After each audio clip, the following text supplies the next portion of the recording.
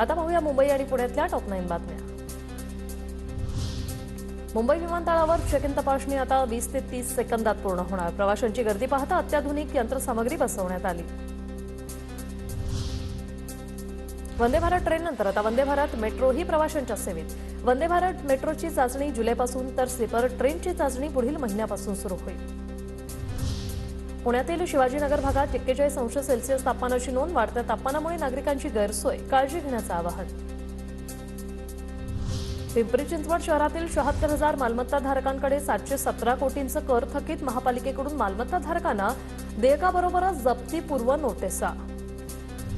वाढत्या उन्हाच्या तडाख्याने मावळ आणि मुळशीमधील धरणांची पाणी पातळी खालावली। पवना धरणाची पाणी पातळी 34.96% नागरिकांना पाणी जपून वापरण्याचं आवाहन। डोंबिवलीचा माणकोली पूल आजपासून 4 दिवस बंद। 29 एप्रिल ते 2 मे पर्यंत माणकोली पुलावरील वाहतूक बंद। प्रवाशांना शिळफाटा किंवा पत्री पूल मार्गे प्रवास करावा लागणार। उन्हाळी विशेष गाड्यांमुळे लोकल सेवा उशिराने रोज 10 ते 15 मिनिटं लोकल उशिराने प्रवासी त्रस्त। जलद मार्गावरील लोकल सेवांवर मोठा परिणाम। मुंबईकरांच्या आरोग्यासाठी 227 प्रभागांमध्ये निरंतर स्वच्छता। मुंबईत मागील 23 आठवड्यांपासून स्वच्छता, रिसायकल वॉटरचा वापर। तक्रार नोंदवण्यासाठी महावितरणकडून एआय तंत्रज्ञानाची मदत। 20 ग्राहकांसाठी ऊर्जा चॅटबॉट ही एआय तंत्रज्ञानावर आधारित सेवा सुरू।